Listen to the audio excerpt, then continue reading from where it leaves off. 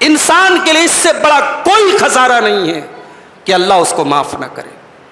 اگر انسان اللہ اس کی مغفرت نہ کرے، اس کو معاف نہ کرے، اس سے بڑا خسارہ میرے بھائی کوئی نہیں. ہمارے باپ آدم نے کہا تھا کہ اے اللہ غلطی تو ہم نے کر دی، گناہ تو ہم نے کر لیا، اپنی جان پہ ظلم تو ہم نے کر لیا، لیکن اگر تو نے نہیں بخشا اور تو نے رحم نہیں کیا، اے اللہ ہم کہیں کے نہیں رہیں گے، ہم خسارہ اٹھانے والوں میں ہوں. جس بچے کا باپ مر گیا، جس بیٹی کا باپ مر گیا، اس کو غلط نگاہوں سے نہ دیکھا کرو، اس پہ ترس کھایا کرو، اس کے کام آیا کرو. اس یتیم کے اگر کام آ گئے تو کیا پتا یہ نیکی اللہ تعالیٰ کے آپ کے کام آ جائے. آج جو لڑکا بیچارہ یتیم ہو جائے، سماج میں لوگ اس کو دھتکار دے، بھاگ اس کا تو کوئی باپ نہیں ہے. کوئی بیٹی یتیم ہو جائے، سماج کی گندی نظریں پڑنے لگتی ہیں، ارے اس کا تو باپ نہیں ہے، اس کے اوپر گندی نظریں بھی جما سکتے. خبردار، کوئی یتیم بچی ہے، کوئی یتیم بچہ ہے، اس پر کبھی غلط نگاہ مت ڈالنا. یتیم کا بڑا حق ہے میرے بھائی. ولا تقربوا مال الیتیم، یتیم کے مال کے قریب بھی نہ جاؤ. رجال یعرفون بالحق، کہ لوگوں کو پہچانا جائے گا حق کے ذریعے. حق کو لوگوں کے ذریعے نہیں پہچانا جائے گا، یعنی سچائی کی بنیاد پر لوگوں کو جج کیا جائے گا. لوگوں کی بنیاد پر سچائی کو جج نہیں کیا جائے گا.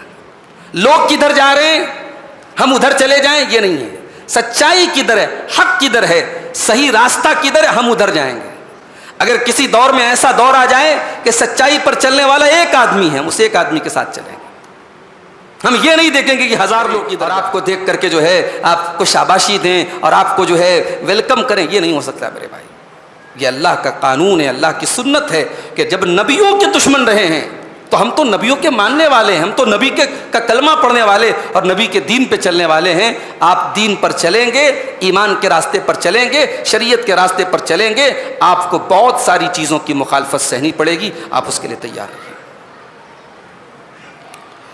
اس کے بعد اللہ تعالیٰ نے ایک اصول بتایا. اصول یہ بتایا کہ اے نبی اکثریت کی اطاعت مت کیجیے. زیادہ تر لوگ کیا کہہ رہے ہیں یہ مت دیکھیے، یہ دیکھیے کہ بات کہاں پر صحیح ہے.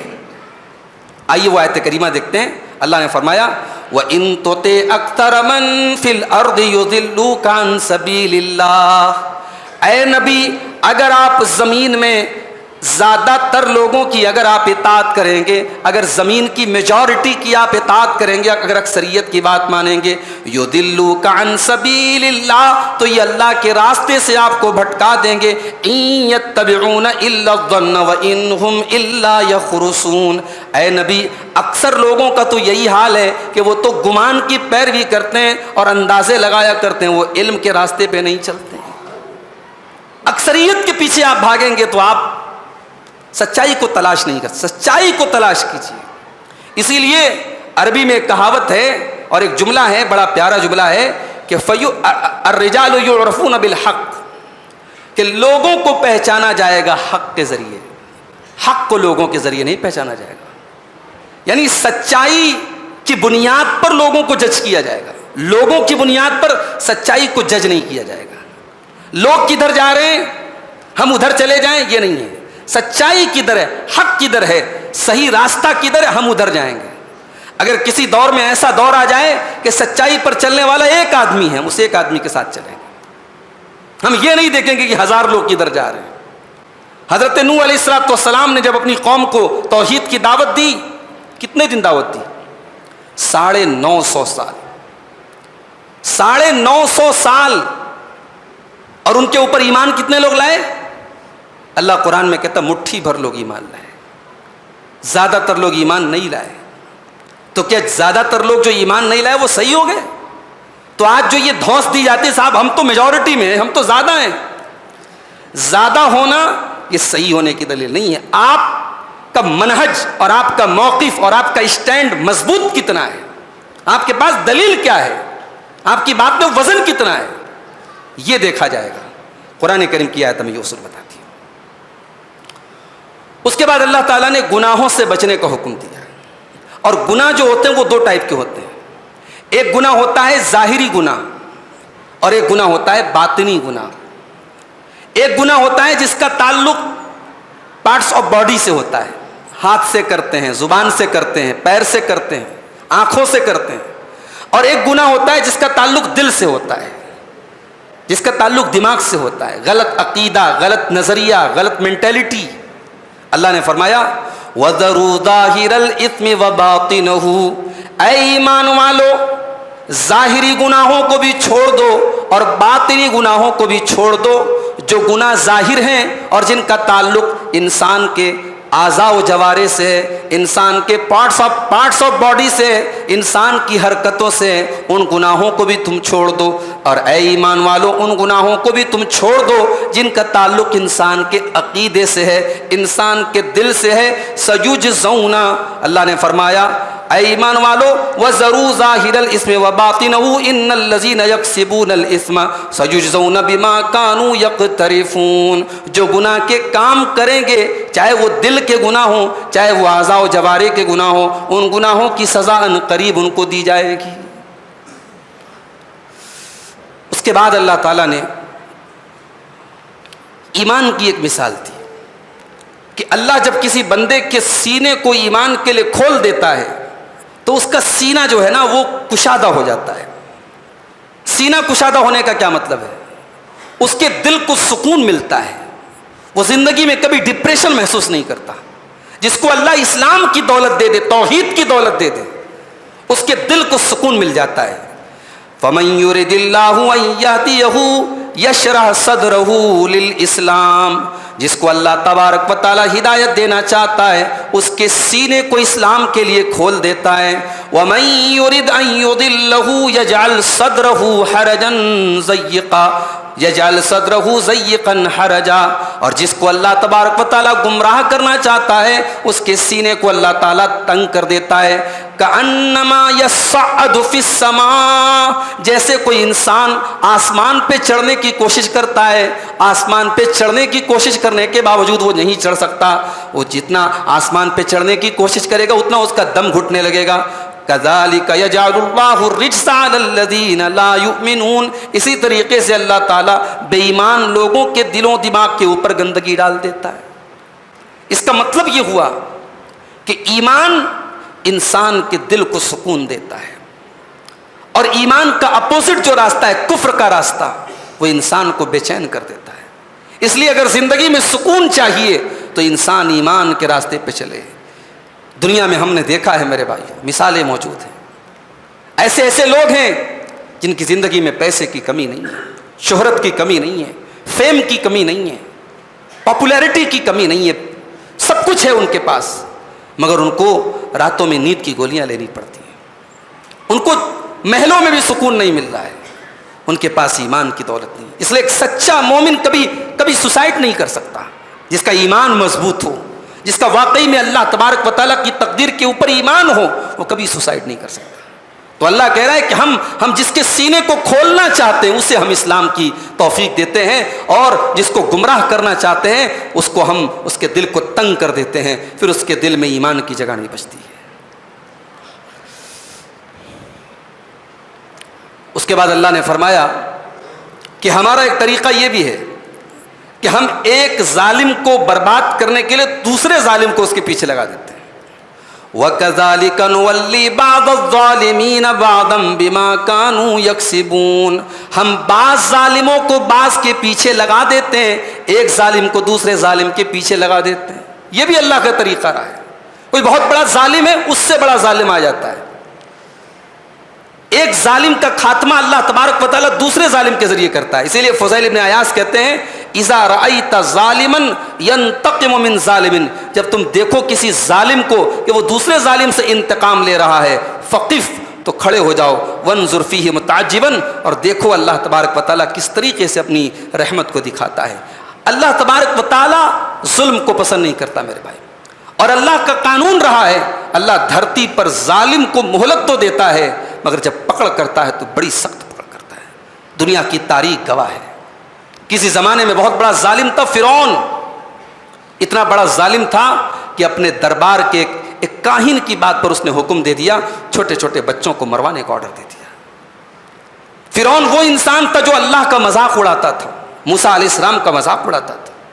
اتنی بڑی اس کی سلطنت تھی، اتنا بڑا اس کا امپائر تھا کہ وہ کہتا تھا کہ اے موسیٰ، ھذہ الانہار تجری من تحتی، میں مصر کا بادشاہ ہوں، دریائے نیل میری حکومت میں بہتا ہے, دریائے قلزم میری حکومت میں بہتا ہے, یہ بڑی بڑی ندیاں, بڑی بڑی نہریں میری حکومت میں بہتی, تو ہے کیا, تیری اوقات کیا ہے؟ حضرت موسیٰ کو چیلنج کرتا تھا. اس زمانے میں کوئی سوچ نہیں سکتا تھا کہ فرعون کا انجام برا ہوگا, مگر انجام کیا ہوا فرعون کا؟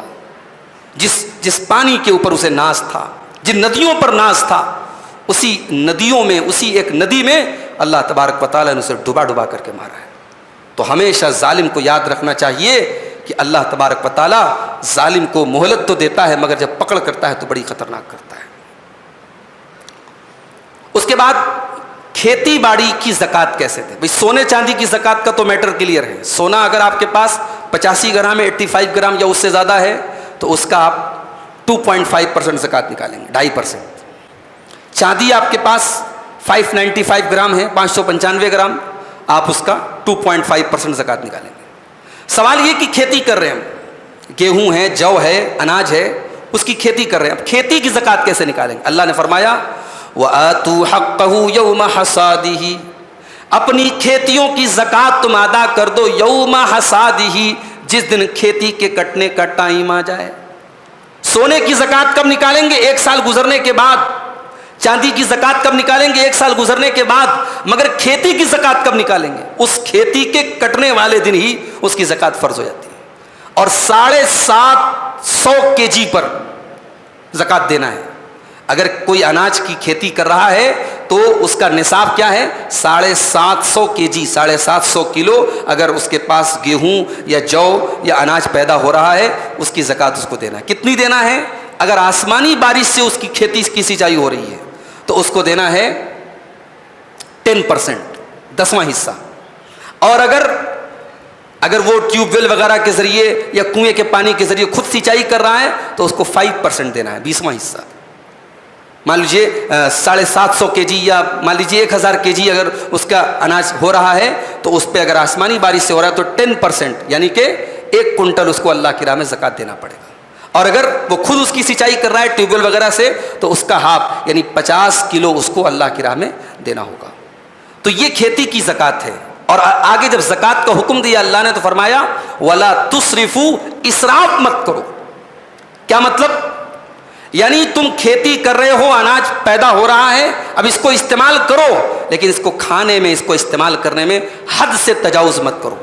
یہاں حد سے تجاوز سے کیا مراد ہے؟ علماء نے لکھا کہ مال کی زکوٰۃ نہ نکالے آدمی, یہی حد سے تجاوز ہے. ایک انسان اپنے مال کی زکوٰۃ نہ نکالے, زکوٰۃ میں چوری کرے, یہ بھی مال میں اسراف ہے. بعض لوگ کیا کرتے ہیں, ان کے پاس سونا ہے, سال پورا ہونے کے پہلے وہ سونا اپنی بیوی کو دے دیتے ہیں, اپنی بہن کو دے دیتے ہیں, اور پھر 2-4 مہینے کے بعد لے لیتے ہیں اور کہتے ہیں صاحب میرے سونے پر تو سال پورا ہو نہیں رہا ہے تو مجھے زکوٰۃ نہیں دینا. تو بھائی صاحب یہ فراڈ کس کے ساتھ کر رہے ہو؟ اللہ کے ساتھ فراڈ کر رہے ہو. یعنی اپنی زکوٰۃ پر سال پورا ہونے سے بچانے کے لیے آپ جو ہے اس کو ادھر ادھر ٹرانسفر کر رہے ہو, یہ غلط ہے میرے بھائی. ہاں کبھی کسی ضرورت کے تحت آپ نے کسی کو دے دیا, الگ بات ہے, لیکن آپ زکوٰۃ بچانے کے لیے, سال پورا ہونے سے بچنے کے لیے اگر ایسا کر رہے ہو تو یہ زکوٰۃ کی چوری ہے, جو بہت بڑا گناہ ہے. اس کے بعد اللہ تبارک و تعالیٰ نے 10 باتیں بیان کی, 3 آیتوں کے اندر 10 باتیں بیان کی, اور یہ 10 باتیں ایسی ہیں کہ ساری شریعتیں ان 10 باتوں پر متفق ہیں. ہماری شریعت میں نہیں, پچھلی تمام شریعتوں میں بھی یہ 10 باتیں موجود ہیں, کسی شریعت میں یہ 10 باتیں منسوخ نہیں ہوئی ہیں, اور اللہ نے ان 10 باتوں کو 3 آیتوں میں بیان کیا ہے. قُلْ تَعَالَوْا أَتْلُ مَا حَرَّمَ رَبُّكُمْ عَلَيْكُمْ, اے نبی آپ کہہ دیجئے, آؤ میں پڑھ کے سناتا ہوں کہ کون سی چیزیں تمہارے رب نے تمہارے اوپر حرام کر دی ہیں. نمبر 1, اللہ تشرکوا بہ شیئا, تم اللہ کے ساتھ کبھی شرک نہ کرنا.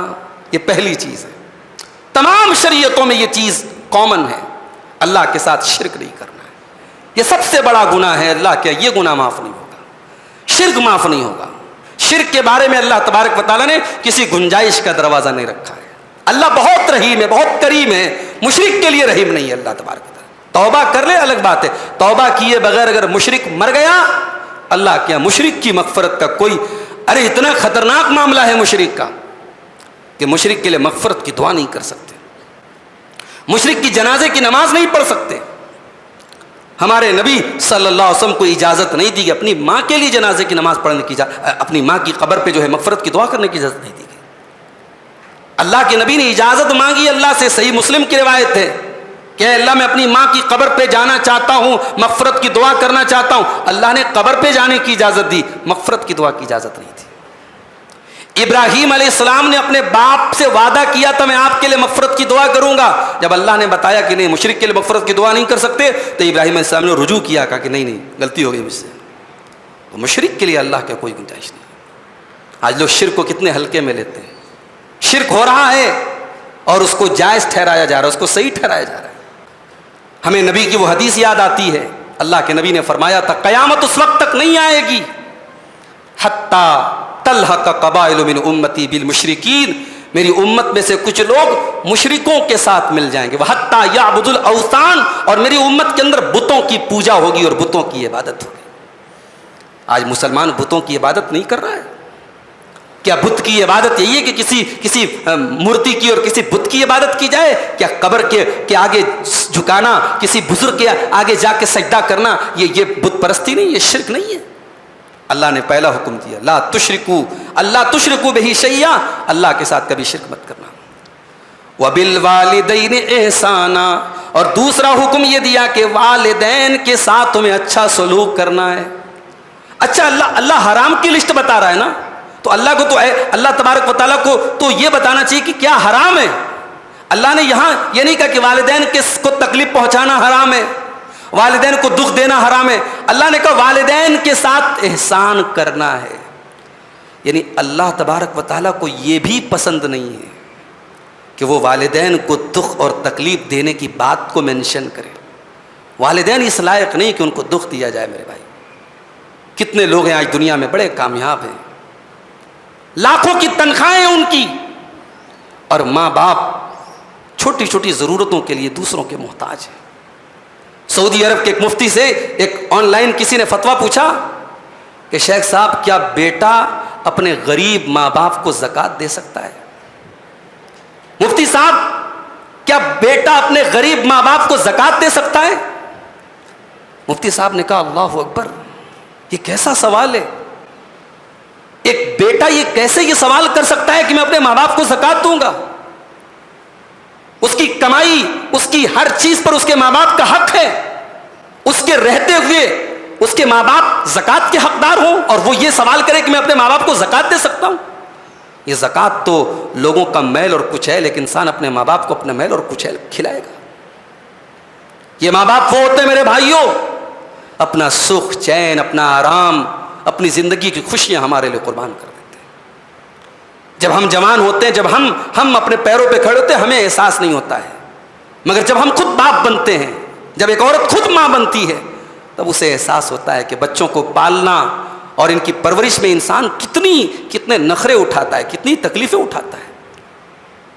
ماں باپ کی اپنی زندگی تو گزر گئی بھائی, بچے بڑے ہو گئے, بچوں کی شادی کی فکر ہے, لڑکے ہیں تو لڑکوں کی نوکری کی فکر ہے, ان کی تعلیم کی فکر, ان کی کیریئر کی فکر ہے. ماں باپ کی زندگی شادی کے بعد اور بچے پیدا ہونے کے بعد ان کی اپنی زندگی کہاں رہتی ہے بھائی؟ وہ تو آرام سے کبھی گھر سے نکل بھی نہیں سکتے, بچوں کا اسکول ہے. ماں بیچاری بچوں کو تیار کرنے کے لیے صبح 1 گھنٹہ پہلے اٹھ جاتی ہے.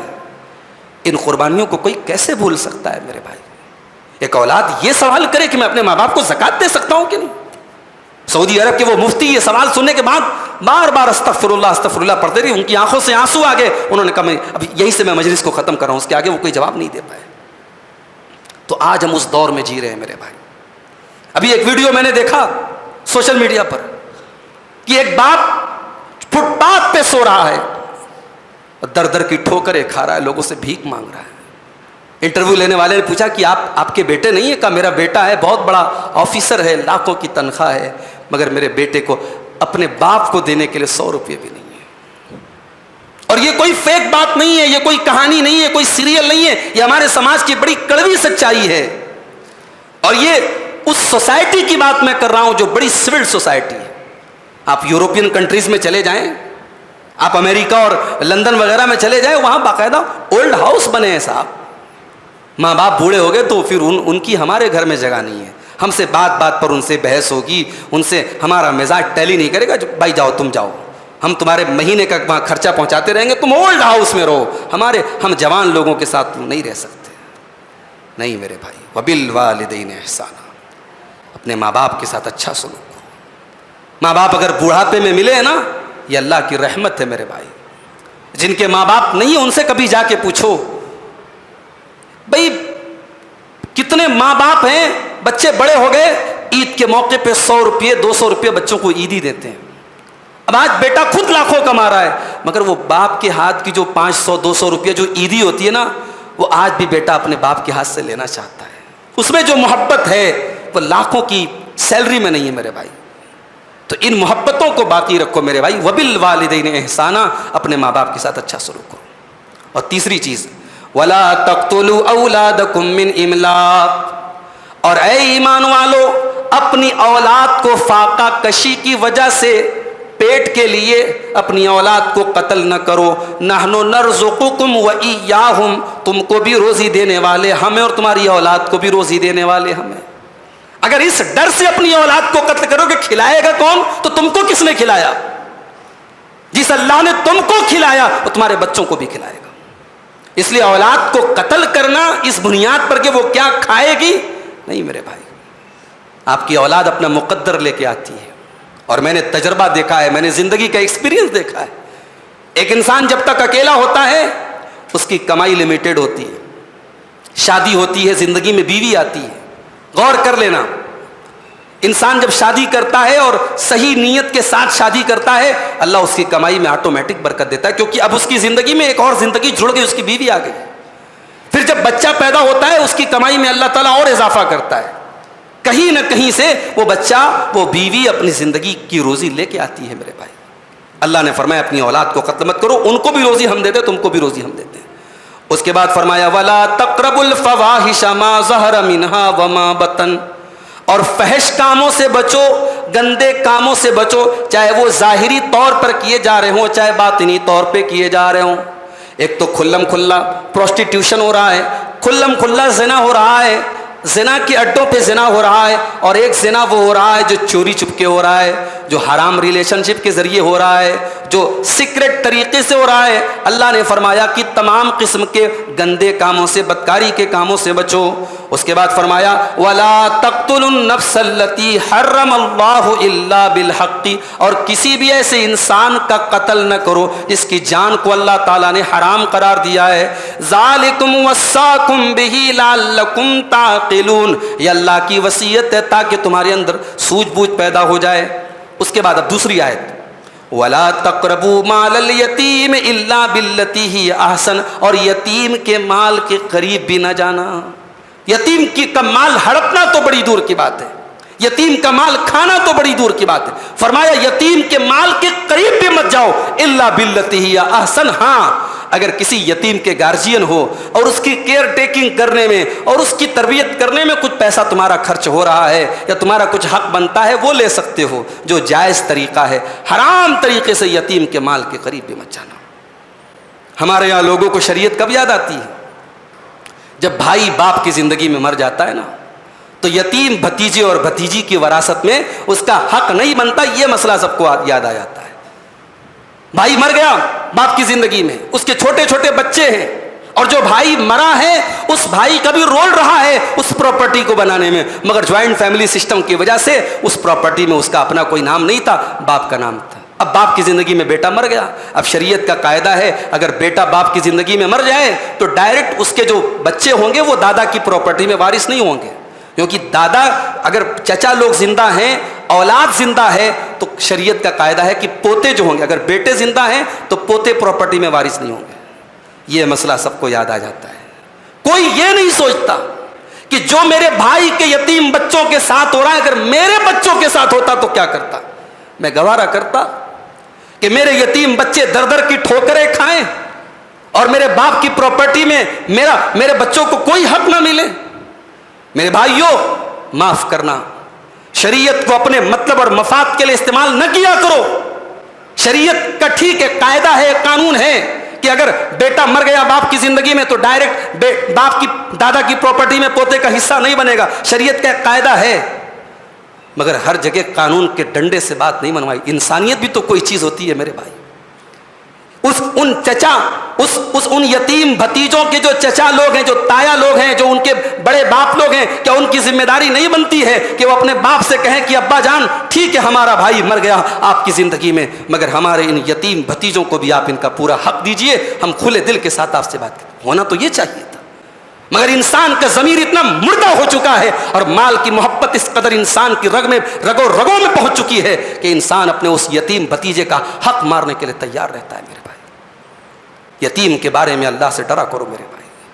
جس بچے کا باپ مر گیا، جس بیٹی کا باپ مر گیا، اس کو غلط نگاہوں سے نہ دیکھا کرو، اس پہ ترس کھایا کرو، اس کے کام آیا کرو۔ اس یتیم کے اگر کام آ گئے تو کیا پتا یہ نیکی اللہ تعالیٰ کے آپ کے کام آ جائے۔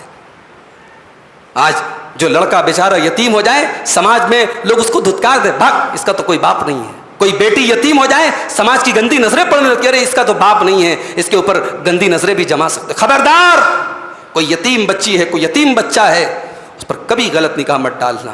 یتیم کا بڑا حق ہے میرے بھائی۔ ولا تقربوا مال الیتیم، یتیم کے مال کے قریب بھی نہ جاؤ۔ اس کے بعد فرمایا حتی یبلغ اشدہ، یتیم جب جوان ہو جائے، جب بالغ ہو جائے، یتیم کا مال اس کے حوالے کر دو۔ اس کے بعد فرمایا وَأَوْفُوا الْكَيْلَ وَالْمِيزَانَ بِالْقِسْطِ، اور ناپ اور تول میں تم انصاف کیا کرو، ناپ اور تول پوری دیا کرو۔ لا نکلف نفسا الا وسعها، لیکن ہاں ہم کسی کو بھی اس کی طاقت سے زیادہ اس کے اوپر بوجھ نہیں ڈالتے۔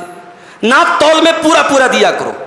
اب بھائی ہم چاول تول کے دے رہے ہیں، اب ہو سکتا ہے آدھا گرام 1 گرام کم ہو گیا ہو، انسان ہونے کے ناطے بھائی ہیومن مسٹیک تو ہو سکتی ہے نا، ہیومن ایرر تو ہو سکتا ہے۔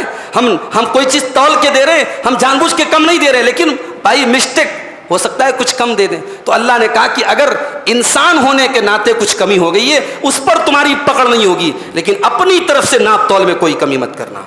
اس کے بعد فرمایا وَإِذَا قُلْتُمْ فَعْدِلُوا وَلَوْ كَانَ ذَا قُرْبَىٰ، اور جب بات کرو تو انصاف کی بات کرو، اگرچہ اپنے رشتہ دار کے خلاف ہی کیوں نہ کرنا پڑے۔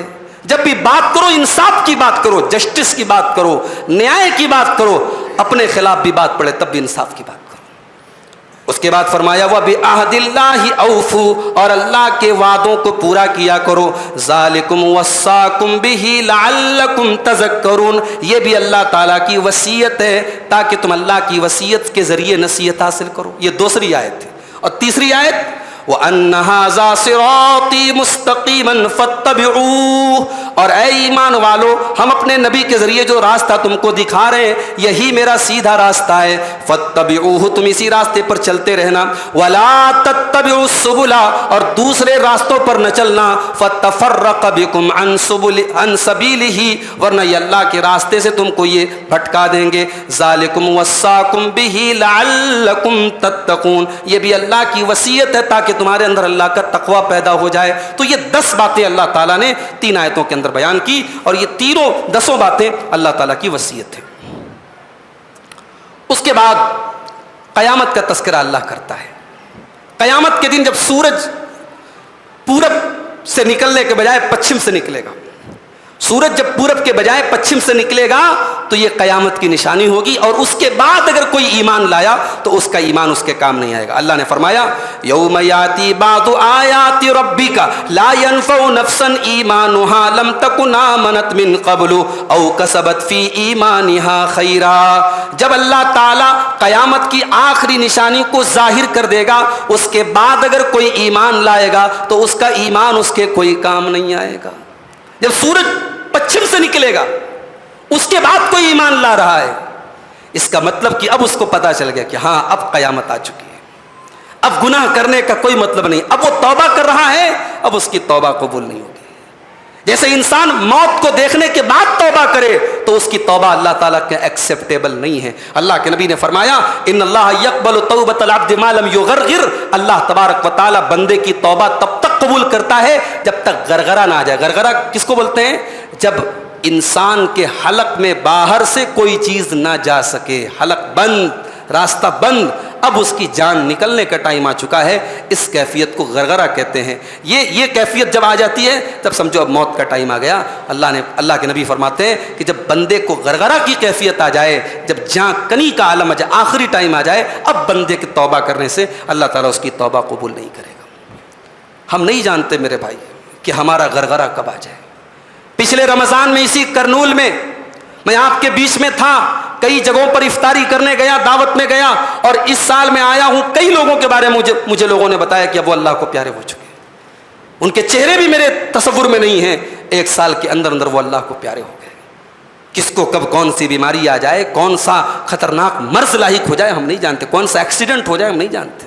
تو وہ وقت آنے کے پہلے، اور وہ وقت کب آئے گا ہم نہیں جانتے، وہ غرغرہ کی کیفیت کب آ جائے ہم نہیں جانتے. اس لیے میرے بھائیوں، اپنی زندگی کی ہر شام کو آخری شام سمجھو، اپنی زندگی کے ہر دن کو آخری دن سمجھو. اسی لیے اللہ کے پیارے نبی عبداللہ ابن عمر کے کندھے پر ہاتھ رکھ کے کہتے ہیں کہ اے عبداللہ، کن فی الدنیا کأنک غریب، دنیا میں ایسے زندگی گزارو جیسے پردیسی زندگی گزارتا ہے، او عابر سبیل، یا مسافر زندگی گزارتا ہے.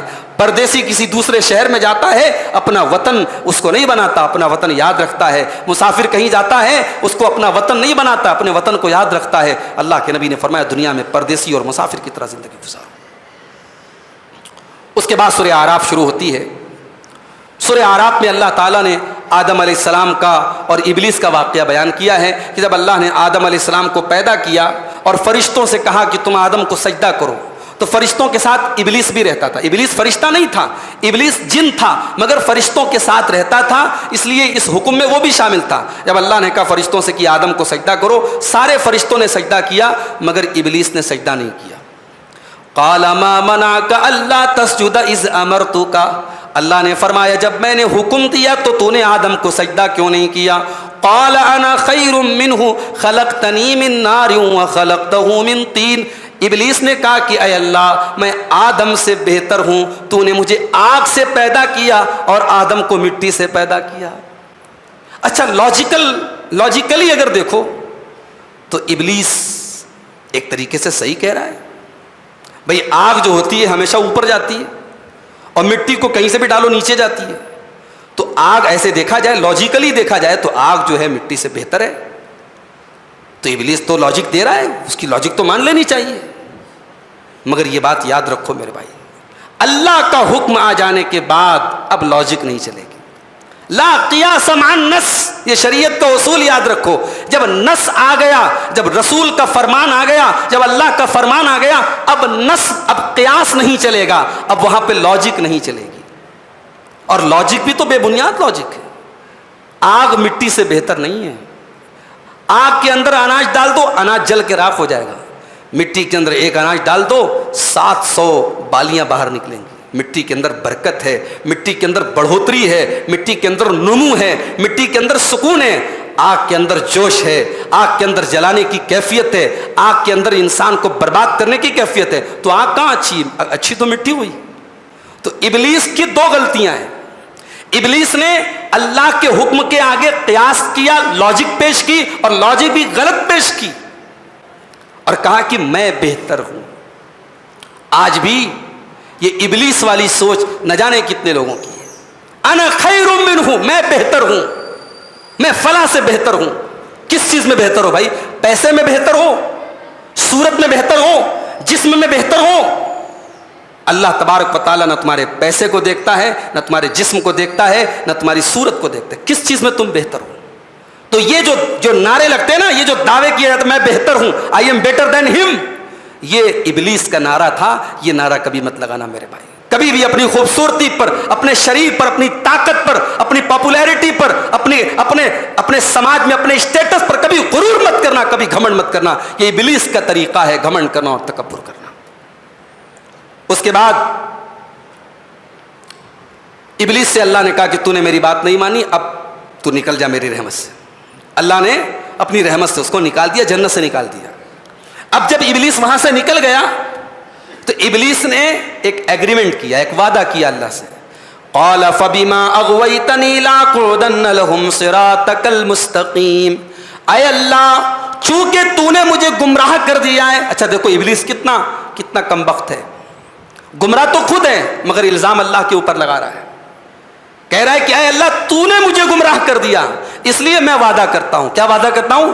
لَأَقْعُدَنَّ لَهُمْ صِرَاطَكَ الْمُسْتَقِيمَ، میں تیرے سیدھے راستے پر بیٹھ جاؤں گا، ثُمَّ لَآتِيَنَّهُم مِّن بَيْنِ أَيْدِيهِمْ وَمِن خَلْفِهِمْ وَعَنْ أَيْمَانِهِمْ وَعَنْ شَمَائِلِهِمْ، اور میں تیرے بندوں کو آگے سے بہکاؤں گا، پیچھے سے بہکاؤں گا، داہنے طرف سے بہکاؤں گا، بائیں طرف سے بہکاؤں گا، یعنی چاروں طرف سے میں بہکاؤں گا، وَلَا تَجِدُ أَكْثَرَهُمْ شَاكِرِينَ، اور اے اللہ میرا وعدہ ہے کہ تو اپنے بندوں میں سے زیادہ تر کو اپنا ناشکرا پائے گا، تیرے زیادہ تر بندے تیرے ناشکرے بن جائیں گے۔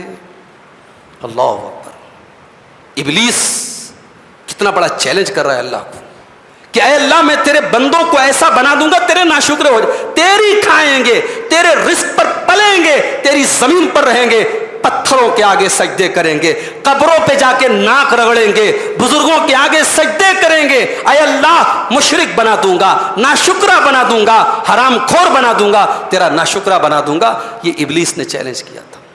وَلَقَدْ صَدَّقَ عَلَيْهِمْ إِبْلِيسُ ظَنَّهُ، ابلیس کو جو گمان تھا، ابلیس اپنے گمان میں صحیح نکلا، ابلیس نے اپنے وعدے کو پورا کر دکھایا، اور میرے زیادہ تر بندے آج میرے ناشکرے ہیں، آج میرے نافرمان ہیں۔ ابلیس اپنے مشن میں لگا ہوا ہے، اللہ کے زیادہ تر بندوں کو اس نے شرک میں، گناہوں میں، اللہ کی نافرمانی میں لگا رکھا ہے۔ وہ کتنا خطرناک دشمن ہے، کہہ رہا ہے آگے سے بہکاؤں گا، پیچھے سے بہکاؤں گا، دائیں سے بہکاؤں گا، بائیں سے بہکاؤں گا۔ اچھا اوپر سے کیوں نہیں بہکاؤں گا؟ اوپر اللہ ہے، اوپر سے نہیں بہکا سکتا۔ اللہ کی رحمتیں اوپر سے آتی ہیں، اللہ کی برکتیں اوپر سے آتی ہیں، اس لیے ابلیس نے اوپر کا نام نہیں لیا، کہا آگے سے بہکاؤں گا، پیچھے سے بہکاؤں گا، دائیں سے بہکاؤں گا، بائیں سے بہکاؤں گا، اوپر کا نام نہیں لیا۔ اس کے بعد حضرت آدم کو اللہ تبارک و تعالیٰ نے حکم دیا کہ اے آدم جنت میں رہو، جو کھانا ہے کھاؤ، جو پینا ہے پیو۔ ایک پیڑ کے پاس اللہ نے کہا کہ اس پیڑ کے پاس مت جانا۔ اب بہت سے لوگ پوچھتے ہیں کہ مولوی صاحب وہ پیڑ کون سا تھا؟ کیوں بھائی کھانا ہے کیا؟ کیوں پوچھتے بھائی؟ عجیب و غریب سوالات لوگ کرتے ہیں، پیڑ کس چیز کا تھا؟ اچھا اس طریقے کے فضول سوالات کے کہیں کہیں جواب مل بھی جاتے ہیں۔ ایک صاحب ایسے ہی سوال کر رہے تھے کہ وہ کون سی ایسی عورت ہیں جو ایک نبی کی بیوی بھی ہیں، ایک نبی کی بیٹی بھی ہیں، ایک نبی کی بیٹی ہے، ایک نبی کی بیوی ہیں، اور ایک نبی کی ماں ہے، کچھ اس طریقے سے سوالات۔ تو یہ فضول قسم کے سوالات ہمارے نوجوان بہت زیادہ کرتے ہیں۔ اللہ نے قرآن میں جب نام نہیں لیا اور اس کو جاننے سے کوئی فائدہ بھی نہیں تو کیوں اس کے چکر میں پڑتے ہو بھائی؟ بس قرآن میں اتنا ہے کہ اللہ نے کہا لا تقربا ھذہ الشجرہ، اس پیڑ کے قریب مت جانا۔ اب جنت میں سب مل رہا ہے، بس ایک پیڑ کے قریب جانے سے اللہ نے منع کیا ہے۔ اب دیکھو ابلیس کی چال دیکھو، اب ابلیس ہمارے باپ آدم کے پاس آتا ہے، ہماری ماں حوا کے پاس آتا ہے۔ فوسوس لهما الشیطان لیبدی لهما ما وري عنهما من سوآتهما، شیطان نے آ کر کے ہمارے باپ آدم کو اور ہماری ماں حوا کو اپنے وسوسے میں ڈالا تاکہ ان کی شرمگاہوں کو کھول دے۔ شیطان کو پتا تھا کہ جیسے ہی اس پیڑ کو کھائیں گے فوراً ان کے کپڑے اتر جائیں گے، یہ ننگے ہو جائیں گے، اور شیطان یہی چاہتا تھا ہمارے باپ ننگے ہو جائیں، ہماری ماں حوا ننگی ہو جائیں، ان کے بدن سے کپڑے اتر جائیں، یہی شیطان کی پلاننگ تھی۔ شیطان کل بھی یہی چاہتا تھا اور آج بھی یہی چاہتا ہے۔ دنیا ولگیرٹی اور ننگے پن اور عریانیت اور نگنتا کی شکار ہو جائے، دنیا ننگی ہو جائے، دنیا سیکس کے طوفان میں بہنے لگے، دنیا نوجوان طبقہ اسی خواہشات کے دلدل میں دھس جائیں، یہی شیطان کی پلاننگ ہے، اور آج بھی شیطان کی وہی پلاننگ ہے۔ اللہ نے فرمایا وَقَالَ مَا نَهَاكُمَا رَبُّكُمَا عَنْ هَٰذِهِ الشَّجَرَةِ إِلَّا أَن تَكُونَا مَلَكَيْنِ أَوْ تَكُونَا مِنَ الْخَالِدِينَ۔ ابلیس نے کہا اے آدم حوا، تمہیں پتہ ہے کہ اللہ نے اس پیڑ کے قریب جانے سے کیوں منع کیا ہے؟ اس پیڑ کو تم کھا لو گے تو تم فرشتے بن جاؤ گے اور ہمیشہ ہمیشہ تم جنت میں رہو گے۔ شیطان پٹی بھی پڑھاتا ہے تو کیسی پڑھاتا ہے؟ آدم علیہ السلام کا مقام یہ ہے کہ فرشتوں نے ان کے آگے سجدہ کیا ہے، اور شیطان پٹی کیا پڑھا رہا ہے؟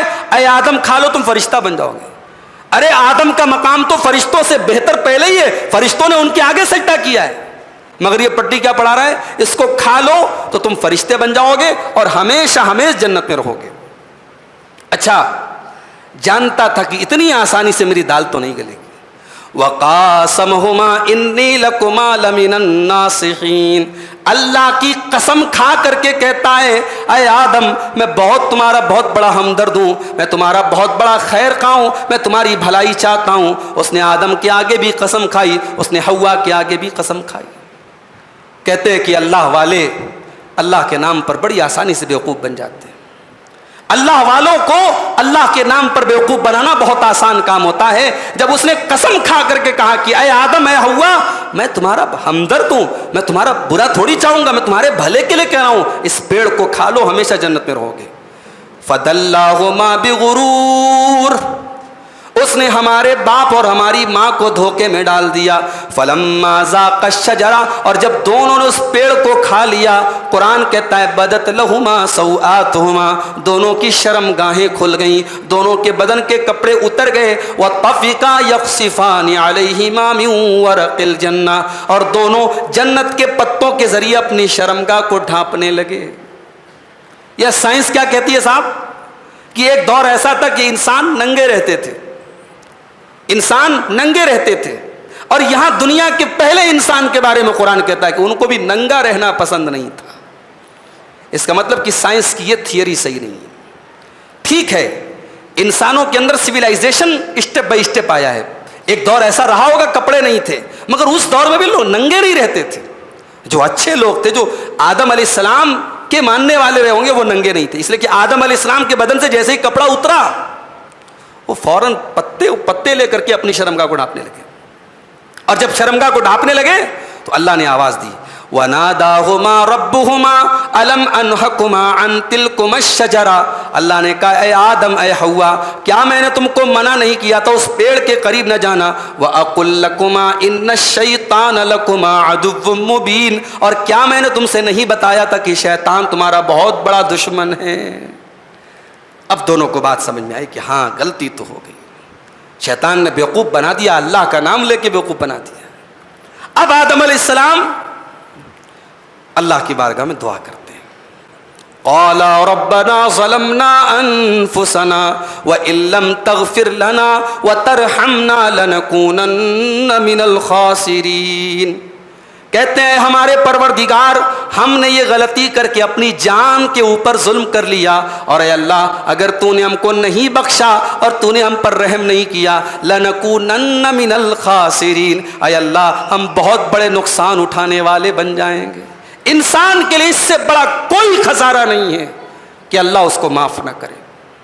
اگر انسان اللہ اس کی مغفرت نہ کرے، اس کو معاف نہ کرے، اس سے بڑا خسارہ میرے بھائی کوئی نہیں۔ ہمارے باپ آدم نے کہا تھا کہ اے اللہ غلطی تو ہم نے کر دی، گناہ تو ہم نے کر لیا، اپنی جان پہ ظلم تو ہم نے کر لیا، لیکن اگر تو نے نہیں بخشا اور تو نے رحم نہیں کیا، اے اللہ ہم کہیں کے نہیں رہیں گے، ہم خسارہ اٹھانے والوں میں ہو جائیں گے۔ کسی مفسر نے آدم علیہ السلام کی اس دعا پر بڑا پیارا کمنٹ کیا ہے۔ اس نے کہا دیکھو آدم کون ہے؟ اللہ نے آدم کے آگے سجدہ کروایا، اللہ نے آدم کے آگے سجدہ کروایا اور آدم کو علم سکھایا، تمام چیزوں کا نام سکھایا، اور آدم کو اپنے ہاتھ سے پیدا کیا اللہ نے، اور اس کے بعد آدم علیہ السلام کے بارے میں اللہ نے یہ بھی فرمایا کہ ان کے اندر میں نے اپنی طرف سے روح ڈالی۔ ظاہر ہے کہ جس طریقے سے حضرت عیسیٰ علیہ السلام کی پیدائش جب ہوئی اور اللہ تعالیٰ نے ان کی روح جو ہے حضرت مریم کے پیٹ میں ڈالی، اسی طریقے سے حضرت آدم علیہ السلام کے اندر بھی اللہ تبارک و تعالیٰ نے روح ڈالی۔ یہ ساری خصوصیات کے باوجود جب آدم علیہ السلام سے غلطی ہوئی تو ان کو بھی اللہ کے آگے جھکنا پڑا، اللہ سے توبہ کرنا پڑا، اللہ سے معافی مانگنا پڑا۔ آپ کون ہیں؟ آپ کیا ہیں؟ آپ کا مقام کیا ہے؟ اس سے مطلب نہیں ہے۔ اگر اللہ کی بارگاہ میں گناہ ہوا ہے، اگر نافرمانی ہوئی ہے، تو یہاں اللہ کو منانے کا بس ایک ہی طریقہ ہے، اللہ کے آگے جھکنا پڑے گا میرے بھائی۔ اللہ کو راضی کرنا ہے، اللہ کے آگے جھکنا پڑے گا۔ آپ کی ویلیو کیا ہے، آپ کا اسٹیٹس کیا ہے، سب ایک طرف ہے۔ اگر آپ سے غلطی ہوئی ہے تو اللہ سے آپ کو معافی مانگنی پڑے گی، یہی اللہ کا قانون ہے۔ یہ بہت بڑا سبق ہے. اور اس کے بعد اللہ تبارک و تعالیٰ نے حضرت آدم کی توبہ کو قبول کیا، لیکن ان کو پھر حکم دیا کہ اب آپ کو دنیا میں رہنا ہے. تو یہ سورہ اعراف کی اور بھی آیتیں ہیں، چونکہ وقت زیادہ ہو چکا ہے. انشاءاللہ ہم باقی کل 9ویں پارے کی تفسیر آپ کے سامنے رکھیں گے. اللہ سے دعا ہے رب العالمین ہم سب کو قرآن حکیم کی ان تعلیمات پر عمل کرنے کی توفیق عطا فرمائے.